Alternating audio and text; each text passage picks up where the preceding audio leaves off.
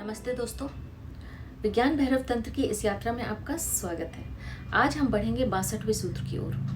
62वें सूत्र में महादेव शिव भगवान कहते हैं, जहाँ कहीं तुम्हारा मन भटकता है, भीतर या बाहर, उसी स्थान पर यह। आइए इस सूत्र में बताई गई विधि को समझने का प्रयास करते हैं। हमारा जो ये मन है, यह एक द्वार है। A mind is a door.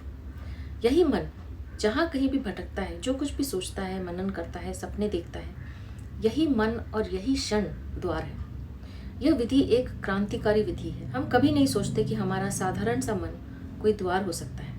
हम सोचते हैं कि कोई महान मन, कोई बुद्ध भगवान का मन ही द्वार हो सकता है। हम सोचते हैं कि उनके पास कोई असाधारण मन है, और सूत्र कहता है कि हमारा साधारण मन ही द्वार है। यही मन जो हमें यहाँ वहाँ भटकाता है, यही मन द्वार है। सूत्र कहता है, जहाँ कहीं भी तुम्हारा मन भटकता है, भीतर या बाहर, उसी स्थान पर यह। इस जहाँ कहीं को स्मरण रखना है। भटकने का विषय महत्वपूर्ण नहीं है। यहाँ कई बातें समझने जैसी हैं। पहले तो साधारण मन उतना साधारण नहीं है जितना हम उसे समझते हैं। साधारण मन जागतिक मन से असंबंधित नहीं है, वह उसका ही एक अंश है। A mind is a part of the universal mind. उसकी जड़ें अस्तित्व के केंद्र तक चली गई हैं, अन्यथा हम अस्तित्व में नहीं हो सकते। एक पापी भी परमात्मा में आधारित होता है, अन्यथा वह अस्तित्व में नहीं हो सकता। वह जो शैतान है, वह भी परमात्मा के सहारे के बिना नहीं हो सकता।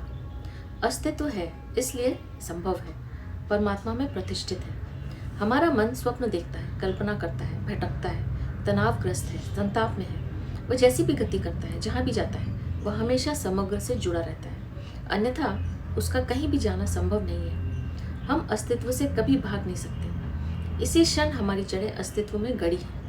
तो हमें क्या करना है? अगर इसी क्षण हमारी जड़ें अस्तित्व में गड़ी हैं, तो हमारे अहंकारी मन को लगेगा कि फिर तो कुछ करना नहीं है, हम तो परमात्मा में ही हैं, फिर इतनी आपाधापी की क्या ज़रूरत है? हमारी जड़ें तो परमात्मा में हैं। लेकिन हम इस तथ्य के प्रति मूर्छित हैं, इग्नोरेंट हैं, कि जब मन भटकता है तो दो चीज़ें होती हैं, एक है मन और दूसरा है भटकाव। मन का विषय और मन।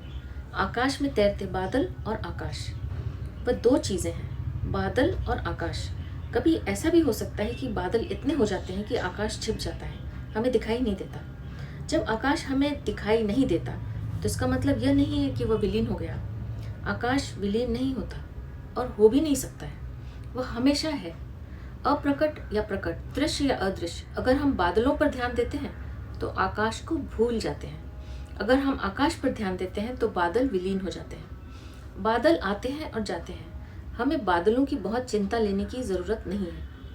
वे भी आकाश में हैं और वे आकाश को रत्ती भर भी नष्ट नहीं कर सकते, वे आकाश को छू भी नहीं सकते हैं। बादल हैं हमारे विचार, विषय, बिंब, और दूसरी है चेतना, जो हम खुद हैं। जब हम बादलों पर ध्यान देते हैं तब हम आकाश को भूल जाते हैं, तब हम मेज़बान को भूल गए हैं और मेहमानों में बुरी तरह उलझ गए हैं। We have forgotten the host and have got entangled with the guests. ये विचार, ये बिंब जो भटक रहे हैं, केवल मेहमान हैं। अगर हम इन मेहमानों पर सब ध्यान लगा देते हैं तो हम अपनी आत्मा को ही भूल बैठते हैं। अपने ध्यान को मेहमानों से हटाकर मेज़बान पर लगाना है, बादलों से हटाकर आकाश पर केंद्रित करना है, और इसे व्यवहारिक ढंग से करना है। जब हम में कोई इच्छा उठे, जैसे बड़ा घर पाना है या बड़ी गाड़ी होनी चाहिए इत्यादि, ये सब बादल है। हमें इसमें इतना ग्रस्त नहीं हो जाना है कि हम भूल जाएं कि ये बादल किस में उठ रहे हैं, इसके पीछे कौन है, किस आकाश में ये बादल उठ रहे हैं। उस आकाश को स्मरण रखना है और अचानक बादल विदा हो जाते हैं। केवल परिप्रेक्ष्य बदलने की आवश्यकता है। दृष्टि को विषय से विषयी पर, बाहर से भीतर पर, बादल से आकाश पर, अतिथि से अतिथेय मेज़बान पर ले जाना है। दृष्टि को बदलना है, फोकस को बदलना है। हम सोचते हैं कि बादल हमारी संप्रदा है, बादल ही हमारा जीवन है, बादलों का जीवन ही हमारा संसार है, मगर ऐसा नहीं है। बादलों के पार आकाश को देखना है, क्योंकि वही सत्य है और घटना एक क्षण में घट सकती है। यह दृष्टि सदा अचानक ही घटती है, क्रमिक ढंग से नहीं घटती, मगर हमें बहुत कुछ करना होगा। जैसे हमारी आंखों का एक अंश भीतर की ओर मुड़ जाता है और दूसरा बाहर बादलों पर लगा रहता है। 80% भीतर और 20% बाहर हो तब भी घटना नहीं घटती। जब यह घटित होता है तो 100% घटित होता है। हम अपनी दृष्टि को खंड खंड नहीं कर सकते। या तो हम विषयों को देखते हैं या अपने को, या तो हम संसार को देखते हैं या ब्रह्म को, या तो बादलों को देखते हैं या आकाश को। जब सही तापमान पर पहुंचता है तो पानी पानी नहीं रहता, भाप बन जाता है। बादलों के पार आकाश को देखते रहने से अचानक हम विषय से बाहर हो जाते हैं। आंखें फिर बादलों पर नहीं अटकती, हम अचानक अपने आंतरिक आकाश की तरफ भीतर मुड़ जाते हैं।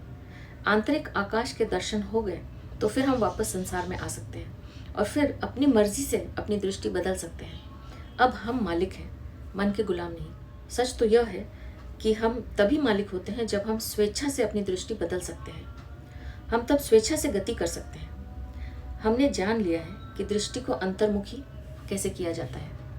कभी कभी बादलों से भरा आकाश भी कितना सुंदर होता है और आकाश के होने की वजह से ही वह सुंदर लगता है। आकाश है तभी तो बादल है।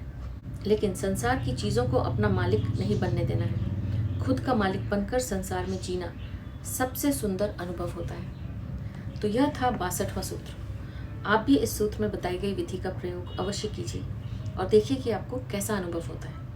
अब मैं आपसे आज्ञा लूँगी। आपका बहुत बहुत धन्यवाद।